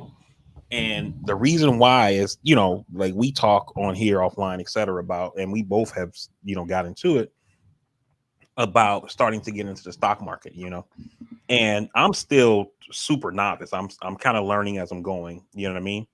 But one thing that I do know is that if Putin does invade, it's going to hit the stock market hard. And I've already been looking at a couple of positions that I want to take that are going to end up dropping and allow me to get in for a lower price to make some money. And I found myself thinking like, man, I can't believe I'm thinking like potentially, making money off of, people who are going to be suffering, you know what I mean? And that shit kind of, I don't know, it fucked with me some kind of way. I'm not saying like I'm not going to make any trades or anything like that, but to be thinking like that kind of had me kind of questioning myself. You know what I mean? yeah, I'm trading. I wish I had audio queued up for this, but Patrice O'Neill, rest in peace to him, was a comedian. Love that fucking guy. And in the Elephant in the Room, one of the stand-ups that he did, probably one of his biggest or the biggest that he did an act where he said wealthy people and rich people see this shit, and see stuff like a plane crash or a hurricane or earthquake, and we as people, we're thinking, oh man, how sad, we need to donate and do this, that, and the third, right? But he said the wealthy people are seeing green. They're thinking, oh, money, motherfucker. Like, you know what I'm saying? Like there's money to be made here. And I'm paraphrasing, but he's spot on, and it's what you're saying. It's sad, right? But listen, man, it's haves and have nots is what is a world we live in. And you know it's okay to have a conscience, but at the end of the day, you got to think about what's best for you, for your family. Your son's got a long life ahead of him, and if it's gonna mean setting him up, sure, still send your well wishes, do your due diligence, and donating and stuff like that, but you still got to take care of home, man. Yeah. I this week was a rough week, man. I lost one of my a childhood friend, a friend of mine that I hadn't talked to probably in over a year, man. Actually a little more than that, probably about a year and a half. And we grew up together. He lived across the street from me, and it's weird because like we talked on like social media and chats and stuff like that, but we didn't really talk recently. And you think about when something like this happens, and you think like we got to do better as a society, man. We have to disconnect. We have to find a way to disconnect and stop associating social media with talking to people and communicating with people, right? Likes and comments are not communicating, right? Like stuff like this happens, and you see people, oh, I just talked to him the other day. Did you talk to him, or did you DM him or her? You know what I'm saying? Like, that's not the same as talking to the person or putting a comment and saying, hey, oh, look at you, look great. And then they reply like, oh yeah, thank you. And you're like, well, we need to do something like get up for brunch or something. That's not like really talking to somebody. It's not the same. And I feel bad because I was really, really close to this guy. Name is Manny. And when we were younger, like every day, summertime, school up north, kids played outside, right? So every single day, school's out, we're playing basketball, we're riding bikes, we're doing whatever that is for the better part of our childhood, 10, 12, 15 years of that into high school and stuff like that. So it just makes me really think about, I wish I had the self control to just deactivate and step away. But I'm smarter than that, right? I know that I don't have that I just don't have that kind of control, but we have to do better, man. Nah, you're right, man, and sorry for your loss, man. But I think that a lot of us do use social media, and it's like you comment, like you said, you comment on something or DM somebody, and we look at that as being communication versus like actually, like talking. You know what I mean? and we definitely got to do better at that shit, man. It's kind of like I remember when I went um to boot camp, and or before I went to boot camp actually, and I was at my recruiter's office and he was writing a letter, and I was like, "What are you doing?" And he was like, oh, "I'm writing a letter to one of my people who are in boot camp right now that I recruited." And I was like, "Why don't you just type it?" And he was like, "Because it's more personal if I write it, you know." And I don't know, like that didn't make sense to me, but I'm like 17-year-old kid, you know. And then when I got to boot camp and I would get letters, like it felt like so like it I don't know, like it felt different. Like instead of reading like a typed up, printed out letter versus, you know, something that somebody hand wrote, you know, and sent to me in the mail. So, you know, and it's and it kind of reminded me of, remember this the scene in the Coupon movie, Queen Pins, when they're on the plane and Vince Vaughn reads him that letter that was from like the Civil War or something like that. Yeah. And because the guy was like, "I have a hard time believing anybody cares about the mail," you know. And then he reads the letter, and the dude was like, "Oh shit," you know. So, you know, yeah, we definitely got to do a better job of communicating with each other, man. Yeah, we say it every week, you know, check on your people and stuff like that, but it's important, man. And it also makes you think like you gotta live, man, because you never know. Like his birthday was yesterday, and he passed away on the 10th. So 2 days, 3 days prior, 2 days prior. You know, that's just tough. So, you know, no, you don't foresee it, never foresee it, right? So live Right. your life, have a good time, man, because you plan for next week. I got plans to go to Tennessee in March. You know what I'm saying? And so that's, just think about that. You know, I'm sure people have plans and they just don't get to see it, man. So Right.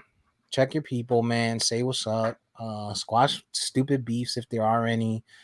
You know, it's important, man. It's important to do it. I got to do a better job of it. And I plan on doing a better job of it. Yeah. Seriously. You talked about you know what? I've I've been trying to, you know, use some of these old streaming services and stuff, and I forget which one it is, but I saw the Jetsons on the other day. I was hoping EJ would be here for this, but in the Jetsons, I think the Jetsons were on to something, right? We saw the flying cars, and that's what we gravitate to when we talk about the Jetsons. Um, but when I'm thinking of the Jetsons, I'm sitting here and I'm looking at, I'm like, yo, they did see the future.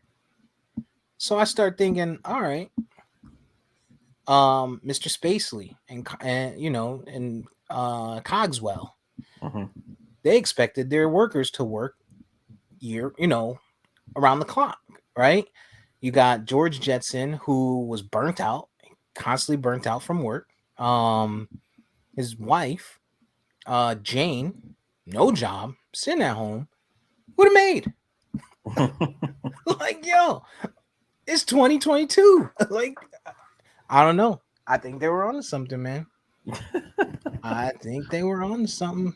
Oh man. Got a Yeah. maid. Like, what are we doing? What are we doing, man? Yeah. I mean, sometimes when you watch those shows, man, they, you know, it seems like it always seems like we're grinding towards like that kind of stuff to where, you know, like, I mean, you think about work from home, you know, and people talk about the flexibility and stuff like that. I mean, you've been working from home, you know, this past week because you had a COVID scare or whatever, you know. But people talk about the flexibility of it, but it all, like, sometimes I think companies expect you to do more now. It's like, well, shit, you know, before it's like, oh, I'll get on that tomorrow, you know, because I'm home now. You know, it's like where you work from home now, so can you just log in real quick and jump on Yeah, that? just knock it out. You know, you would have had the drive time anyway. Right. So I think work from home I think it's going to end up making people more stressed just because, you know, you can't ever really step away from your work. It was kind of one of those things why like I remember, you know, 5 years ago people used to talk about how they didn't want a company BlackBerry, you know, like when I'm off work, I'm off work, you know, and so they give you the BlackBerry, they kind of tie you to your email at least, you know, and then now, you know, you got the work from home capabilities and things like that. So it's just, I don't know. I think we're gonna, especially in this country where we don't value workers, and we think that having 2 weeks off a year is enough for people to, be good, like mentally and all that kind of thing like that. Whereas other countries, people are getting, like 4, 5, 6 weeks of vacation time a year. That's like mandated by the government kind of thing. Right. And then we wonder why you see these studies that come out and talk about how, people say, oh, this place is the best place to live. This place is the best place for workers, and et cetera, et cetera, et cetera, is because, we look at it like we're going to basically work you to death. And then once you're gone, oh man, so and so passed away. We'll put some flowers on their desk and send out a message to the team, and we're going to hire somebody else to do that job. Yeah, like get a wreck up.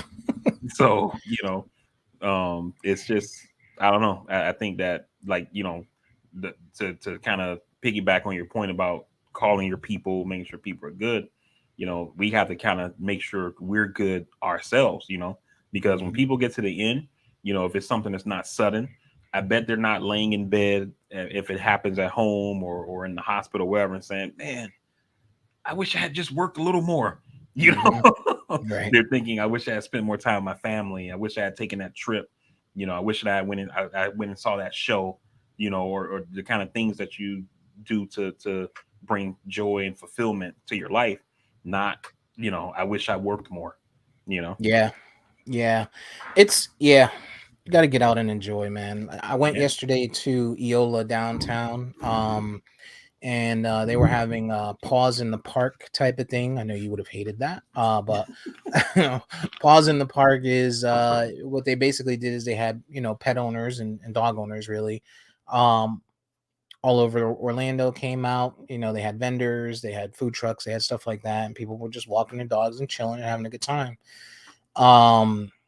And it's been a couple of years since we've kind of been out like that, aside from like theme parks and shit. So it was pretty cool kind of getting out and doing that, and relaxing and being able to take in some air.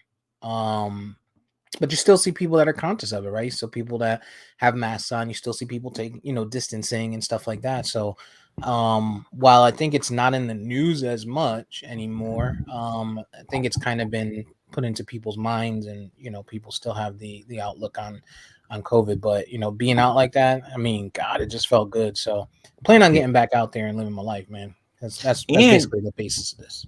and you know what too, man, like sometimes, you got to try to do different shit, you know what I mean, like get outside your comfort zone a little bit. And like one of the things for me, before COVID, I started going to the ballet, and I would go, we would go to Dr. Phillips, like there's a lady at my job, like she has some kind of connection at Dr. Phillips or whatever, and so we would get like discounted tickets and stuff. And so she would send out an email to like the whole building saying like, hey, these are the shows we can get discounts on this season, let me know. And then, for me, it was one of those things where like I bought the tickets as kind of like, oh, I know my wife liked this movie. I didn't know they had it as a ballet too. So I'm going to buy this for her. And then we went, and I actually enjoyed it, and then we started doing it, So we would get the email. I'd be like, yo, here go to what they got. She'd be like, let's try to do these. And I would just email the lady at work and like, hey, can I get 2 tickets for these shows if that's available? And then she would send me the price, and I would send the money through like PayPal or whatever. Bam, done. Got the tickets, And I started enjoying that shit. And I'm a person who I don't like musicals, like movies. I don't like me except for like cartoons, like Lion King, like shit like that. But like regular movies that are musicals, I don't like them. I don't know Right. why. I just don't. And so I've always figured because of that, I wouldn't like the ballet. And turns out to be something I actually enjoy. And for me, being handicapped, I think that helped it, because it was kind of like, if I was, able bodied, this is probably something I wouldn't do. Even if I had Right. got the tickets for my wife, I probably would say, yeah, I got some tickets for you and your sister, Mm-hmm. but but having that physical limitation, it made it like, okay, this is something I can actually do, instead of like being in a room watching other people, do a sport or get in the pool or whatever. I can actually do this thing, and it was very enjoyable, man. So it was something that was out of my comfort zone that I ended up actually liking. Yeah, I like live shows like that too. I had they had a Bronx Tale that was coming, and I had bought tickets for that, and then COVID hit. So, Bronx Tale is my favorite, one of my probably my favorite movie aside from Tombstone. Tombstone always has to be in there for me. And so when I saw it coming to Dr. Phillips, I was like, yo, gotta go. And then COVID came. So Yeah. But getting back out in the world, man, it's necessary. It's important for socialization. Like just do it, man. Just do it. What you been watching? I got to watch Queen Pen is the one that you talked about last week. And that was it was good, man. It was a good movie. I thought they did a really good job. Vince Vaughn. I mean, I love that guy. I've always liked him. Probably ever since old school. Like everything he's done, I've tried to see. Yeah.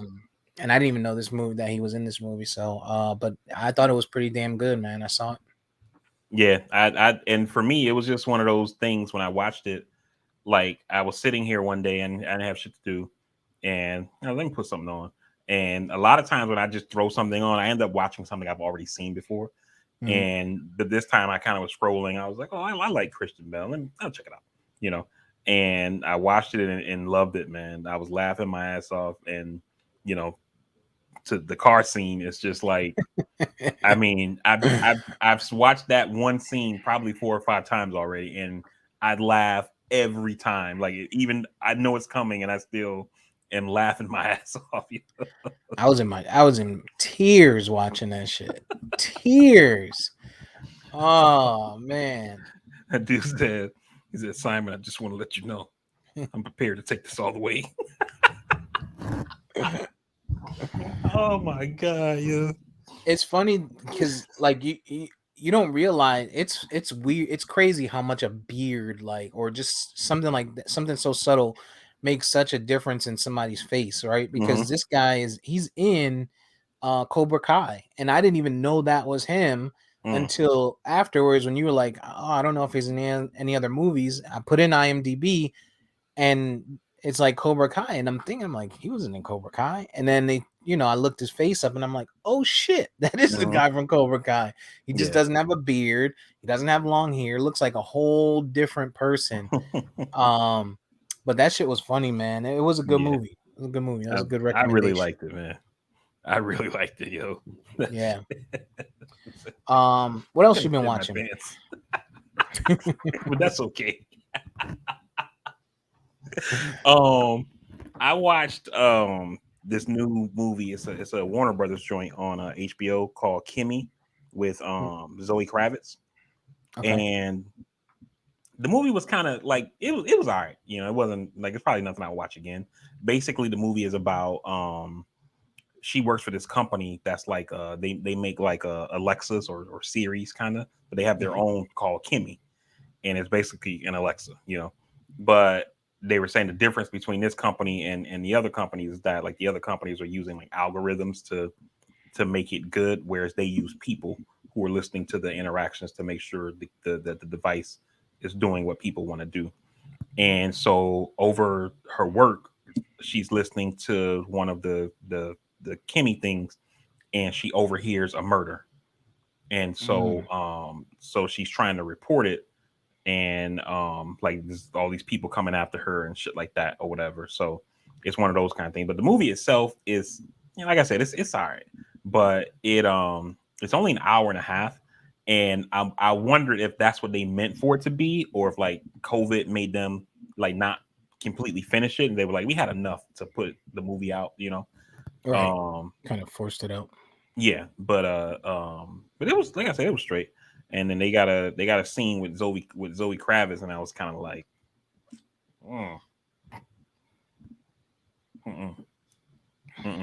oh, that kind of scene. Like, nah, kind of, I think it would have been better left to the imagination. Like, I didn't like it.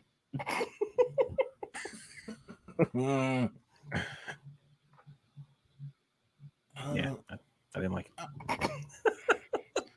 She looks like some Somebody wait, isn't that Lenny Kravitz's daughter. yeah, I know. I get the last name. the new the Catwoman in the new Batman. Oh, okay. Yeah, it wasn't good. Nah, it's I mean, obviously you can see her, so I kind of knew what I was expecting. I kind of knew what I was gonna get there, but like actually seeing it was kind of like, yeah. Gotcha. Okay. That scene is actually kind of funny too, because like in the movie she has like OCD, and so she like called, like this dude comes over like after they smash, and like as soon as they finish, like she gets up, like she like her OCD is like she's like a clean person, right? And so she like immediately gets up, like this dude is still laying in the bed, and she's like pulling off the sheets, and like he keeps having to move so she can pull the sheets off because she's going to put them shits in the wash like right away. You know what I mean?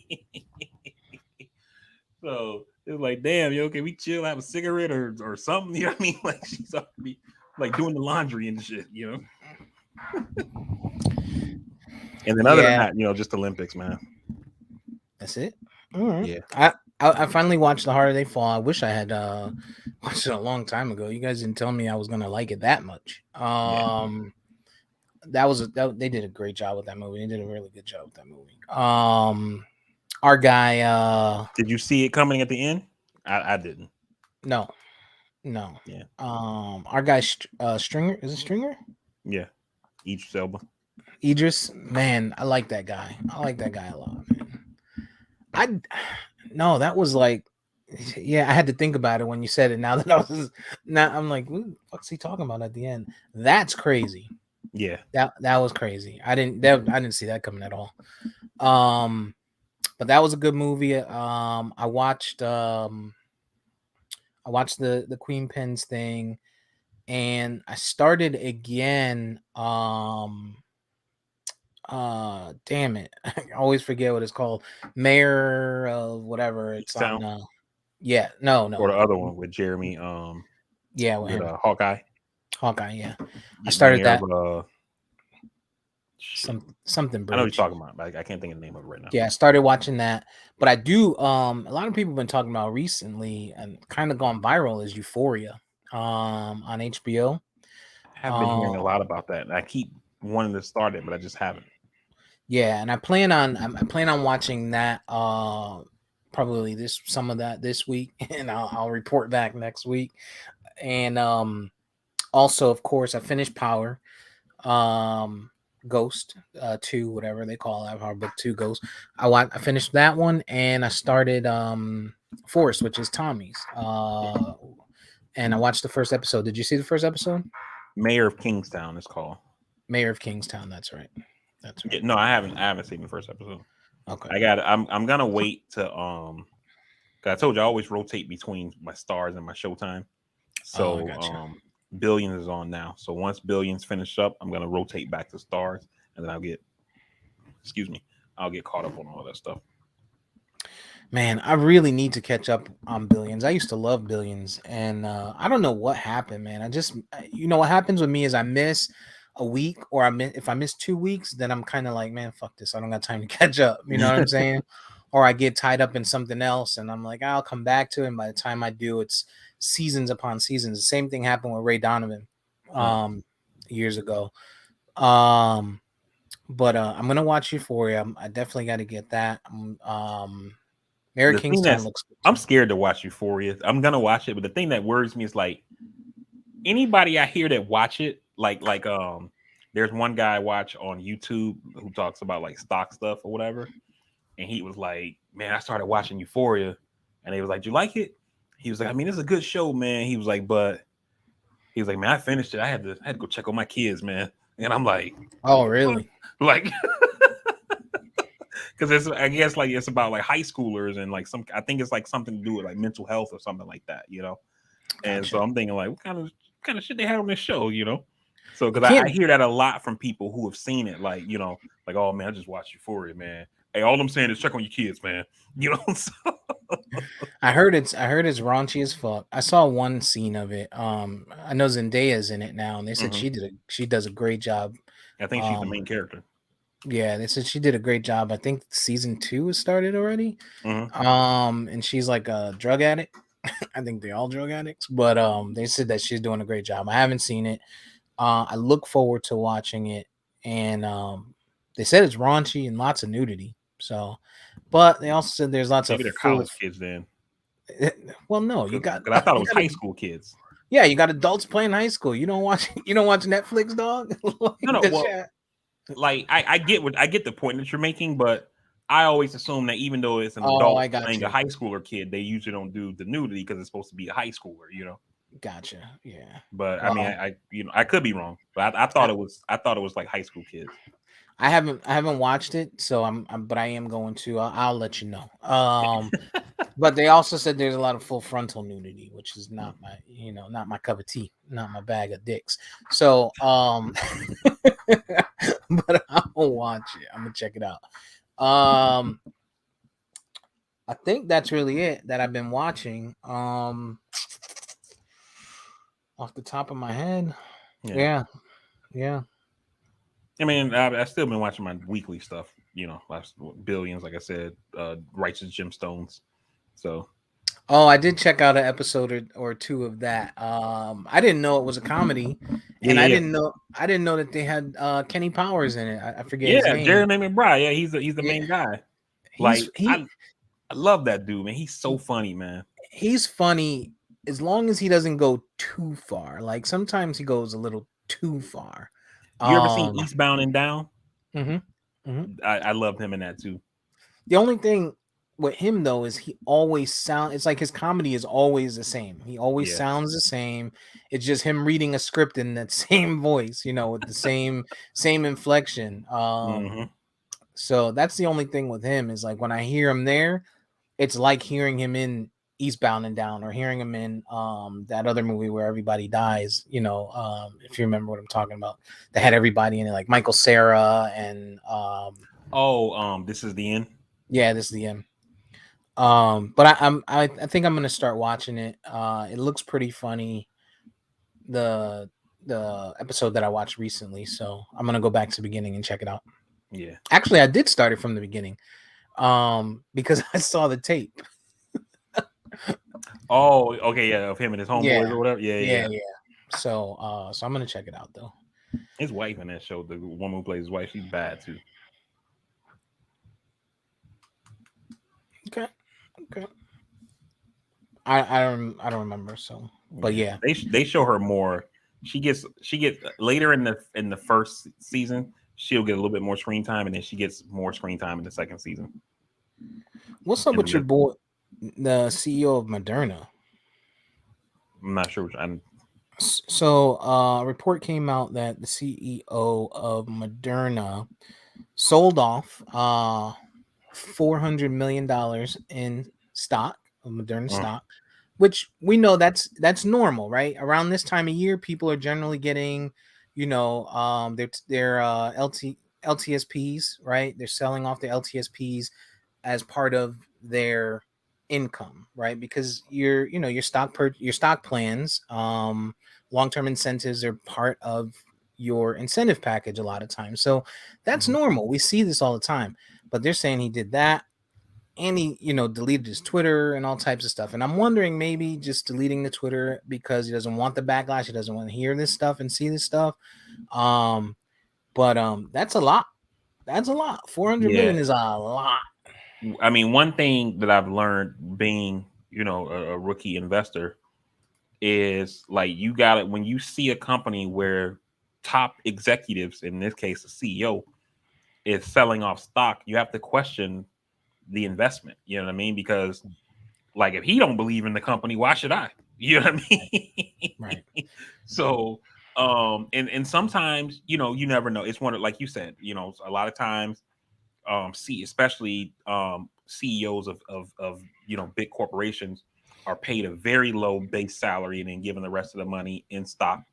And so that's kind of how they, make their annual compensation, selling off some stock you know, that's okay. But like when it's huge portions of stock selling, you got to question that as an investor and think either he knows something is coming and so he's cashing out now, or you know, like something like bad with the company, or you know, maybe he's about to go and they're gonna change leadership or something like that. But it's never good when leadership starts selling off stock like that. Or something good. It could be something good that, you know, somebody else found something, right, to kind of put an end to this COVID shit, or you Well, know. no, the reason I wouldn't think that is because you would want to stay then. And like, or Well, okay, I'm sorry, not I what see what you're saying. not I see what yeah, you're saying. not So his somebody company though. found a way to end it, which means like they're not gonna need his vaccine anymore. Right, Which is mean it's gonna be bad for. Okay, I got you now. Yeah. So, you know, there's multiple things. I want to see it play out, but it's big, right? It's hitting Yeah, big, and you know how people are gonna play it. Oh, you know, and now you got all these articles coming out saying, oh, well, it's found that, you know, the vaccine hasn't been effective or as effective with Omicron and XYZ and blah blah blah, yada yada yada. Nobody, you know, we talk about it all the time. I don't want to beat it to a pulp, but we talk about, you know, the mutations and how it happens and stuff like that. But nobody's thinking that. They're thinking, oh, people are taking all these vaccines and they're getting the jab and the needles and blah, blah, blah. And now they're being told they need another booster, booster number 4, booster number 5, and so on. And that's how people are thinking about it.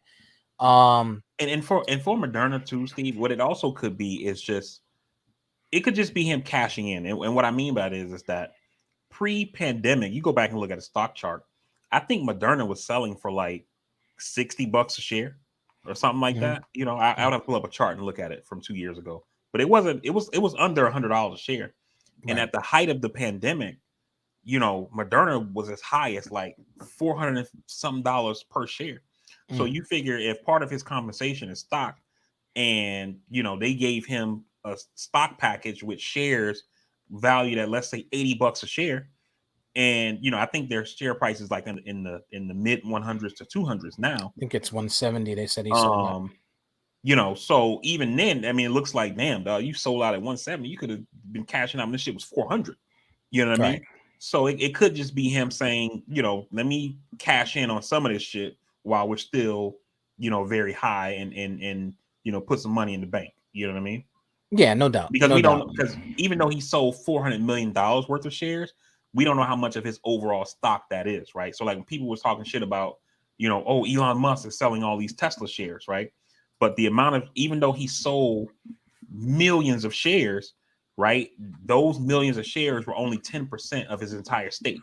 You know what I mean? So, you know what I mean? You got to kind of put it in perspective that way. Like how much of his even though it's $400 million, how much of his actual stake did he sell? Yeah. No, I agree with you there. I want to see how it plays out. To your point, you know, if it was up to 400 and they're saying his average sale or average price for each share was $172, you're talking about a 50% drop in what you could have potentially made, right? Maybe a year ago. So it makes sense, you know, especially if it's still dropping and there's still people that are you know, skeptical of the vaccine and stuff like that. So right. I mean, that motherfucker, he's a CEO. That motherfucker got to go home at night, right? And his wife and kids probably like, yo, dude, are you watching the price? Like, right. His wife like, probably it's time to ring the register. Like, shit. Yeah. We were just billionaires and now we're not. So I can see it both ways. It could be something bad. It could be something good, where it's just like, he's like, yo, I was sitting on these stocks that was worth 400 and something a year ago, and now they only worth 170. I gotta put some of it away, you know. Right. No, no doubt. What else, man? I think we're in a pretty good spot. I know I'm forgetting something.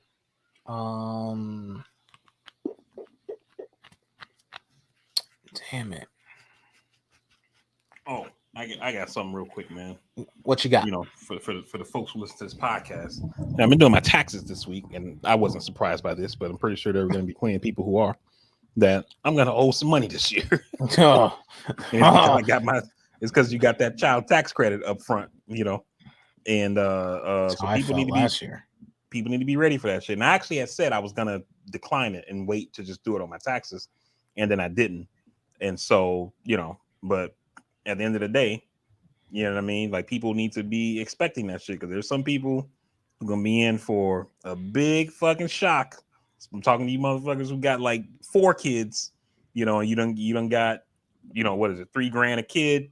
So you don't got $12,000 or $6,000 of that tax credit up front. Motherfuckers gonna be in for a rude awakening, and then watch, we gonna be on social media. This fucker Biden, this motherfucker, you know, not thinking, oh, I already got part of the money up front. That's why, you know. Right. Go look at your closet. Them Gucci belts. That's where your tax money went. Joe Manchin over here. For real, dog. Yo, I did I declined it. Like you said, I deferred it. One. So, you know, they do each parent. So I didn't take mine, but we took one of them. So they should break each other off, but fully expect to pay money. And all you people also, you know, that just don't know, that haven't been paying attention, you know, when this happens, right? You got the gas prices up, you got the inflation, right? All of that stuff. But, you know, go take a little peek at your 401k or these little bit of investments that you did make, you know, because in 2020 everybody seemed to be woke about the stock market, right? Them gains and shit. 2020, 2021, yeah, you might have to pay some. You might not get that big ass return that you used to. Right. Just don't be surprised about it. I was surprised last year. Let me tell you, I was surprised.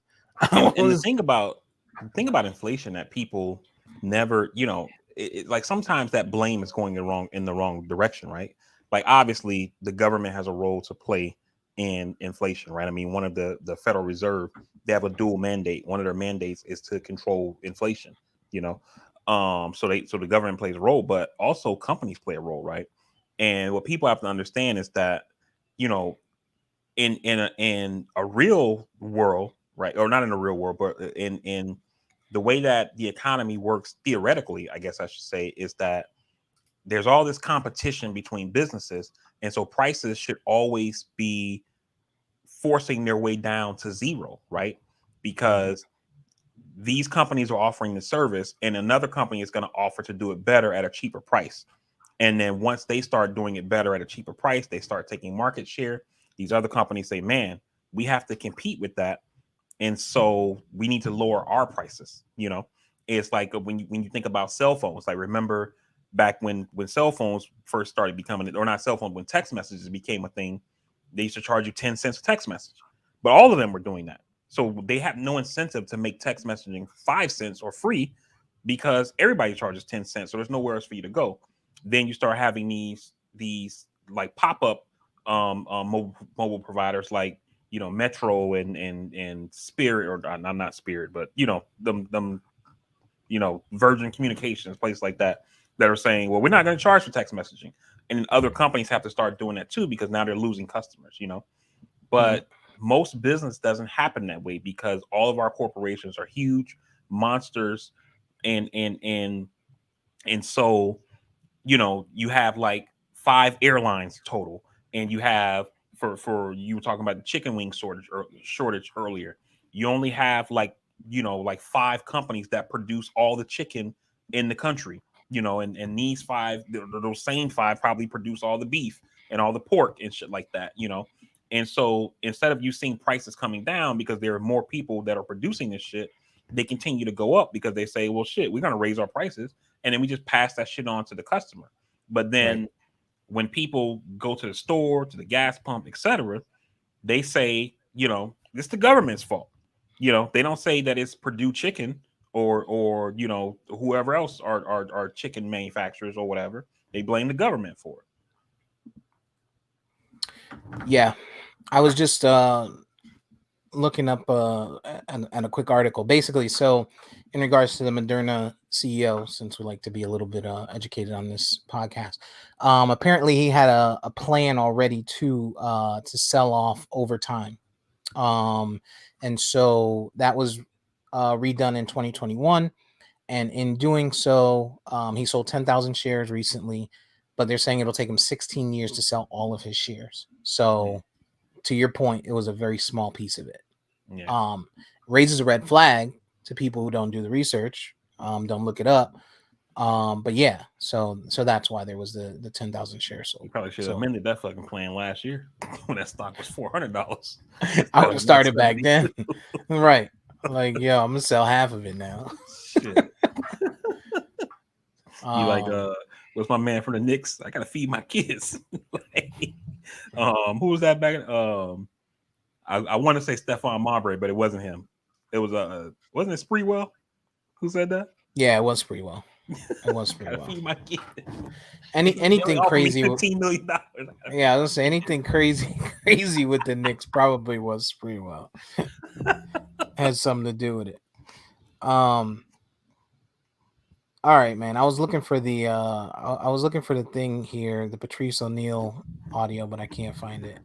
So I'll save it for next time. All right, I think we're in a good spot. I can't think of anything else. I'm sure there's something that I missed this week that happened, but hey, next week is another week. Yep. Biggest piece for me, biggest takeaway, man. Take the time. Check your people, call your people. A comment and like is not interaction. That's right. It's extremely transactional. So check on people, man. And I will hand it over to you to do the rest. Hey, folks, we definitely appreciate you guys checking in with us. For the people who watched live while we live stream the podcast, we definitely appreciate you taking the time out of your Sunday to rock with us. For those who will listen once the podcast posts, as always, we definitely appreciate you taking the time. While you are wherever you are listening, watching the podcast, if you're looking at the YouTube, give us a subscription. Hit that like button, comment, follow, share. Tell a friend to tell a friend. You can find the podcast on all podcasting platforms. Just search for CastWorthy. On social media, we're at CastWorthy as well. On Instagram, at CastWorthy_podcast. And just to echo what Steve just said, man, check on your people, make that phone call, see how folks are doing. Whether you're worried about them, you just miss them, whatever, man, make that phone call. Like Steve said, tomorrow ain't promised. So hit somebody up, just let them know that they are on your heart, you're thinking about them or whatever. Just check in, see how people are doing. You'll feel good about it, especially if the worst were to happen, like Steve talked about earlier in the show. So do that, man. Check on your folks. COVID is still happening. Wear a mask when you go out. Steve had a COVID scare this week, potential close contact, but he wasn't worried because he's vaccinated, he's boosted, he wears his mask, he keeps his social distance when he's in public, and so he was good to go. And hopefully you do the same, and hopefully you enjoy your Super Bowl Sunday. Hopefully that halftime show is everything that we hope that it's going to be. And get your snacks ready. It's time to probably get the beer on ice, or whatever your beverage of choice is. And lastly, to EJ the Savage, wherever you are, I hope that it was worth it, hopefully we got a story to tell. I hope she was vaxxed and waxed. And I guess that's the title. On that note, we'll see you next time, guys. We out.